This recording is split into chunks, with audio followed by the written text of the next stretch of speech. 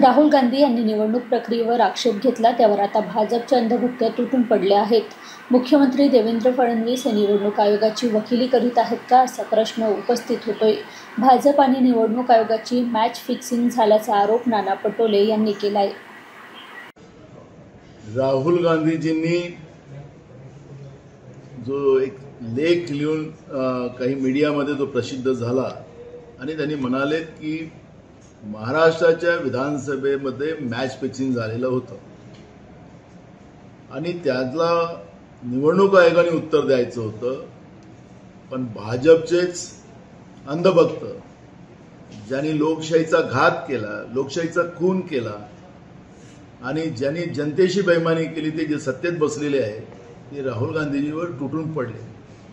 राहुल गांधीजी लोकशाही वाचली पाहिजे यांचा तो प्रयत्न आहे, पण लोकशाहीला संपवण्याचं काम जे केंद्रातलं जे सरकार आहे नरेंद्र मोदीचं, हे सरकार सातत्यानं लोकशाहीच्या संस्थांवर, संविधानिक संस्थांवर आपल्या हुकुमशाहीचा राज चालवताना आपण पाहतोय आणि पूर्ण देश या सगळ्या गोष्टींना ओळखत आहे.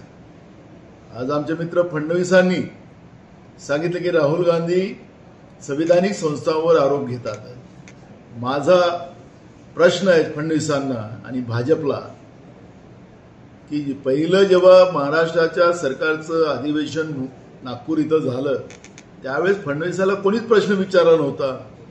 काँग्रेस पक्षाच्या वतीनं आम्ही निवडणूक आयोगाला प्रश्न विचारला होता. त्याचं उत्तर फडणवीसांनी का द्यावं? काय निवडणूक आयोगाची वकिली फडणवीसांनी घेतली?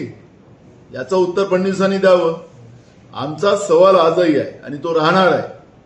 आमचा सवाल असा आहे की जे 46 लाख मतं 3 महिन्यात लोकसभेच्या निवडणुकीच्या नंतर जे वाढलेत ते कोण होते, कुठले होते? आम्ही काही ठिकाणी आकडे दाखवलेत. नगरमध्ये एका इमारतीत 7,000 मतं वाढलीत, असे अनेक पुरावे आम्ही दिलेले आहेत. त्याचं उत्तर निवडणूक आयोगाने द्यायचं आहे.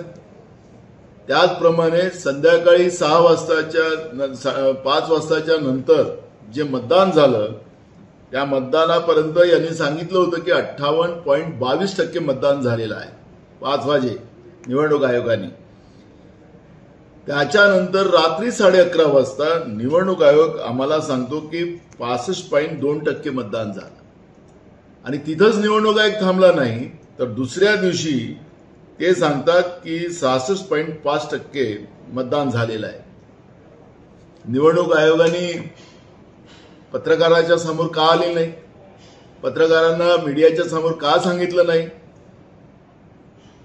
त्यांच्या ट्विटच्या माध्यमातून आपले आकडे द्यायचे. मग आम्ही त्यांना फुटेजेस मागितलेले आहेत की कोणत्या बूथवर तुमचे हे रात्री 76 लाख मतं झालीत ते आम्हाला कळवा, ते दाखवा. तो आमचा अधिकार आहे लोकशाहीमध्ये. पण निवडणूक आयोगाने आम्हाला फुटेजेस दाखवता येणार नाही अशा पद्धतीचा एक नवीन जावाई शोध काढला आणि त्याच्या माध्यमातून या प्रकरणामध्ये मॅच फिक्सिंग आहे हे त्या ठिकाणी सिद्ध होते आहे.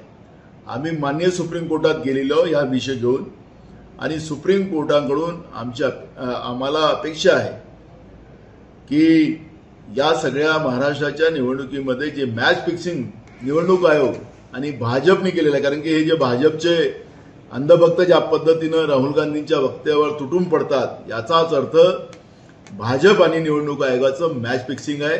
नरेंद्र मोदी आणि अमित शहा यांची कर्तृत्व ही लोकशाहीचा खून करणारी आहे आणि म्हणून आम्ही हे उत्तर विचारूच आणि या प्रश्नाचं उत्तर आम्ही घेऊन राहू आणि मान्य सुप्रीम कोर्टातून आम्हाला न्याय मिळेल या आजही आमची अपेक्षा आहे आणि लोकशाहीला वाचवण्यामध्ये मान्य सुप्रीम कोर्ट आम्हाला सहकार्य करेल अशी अपेक्षा आमची आहे.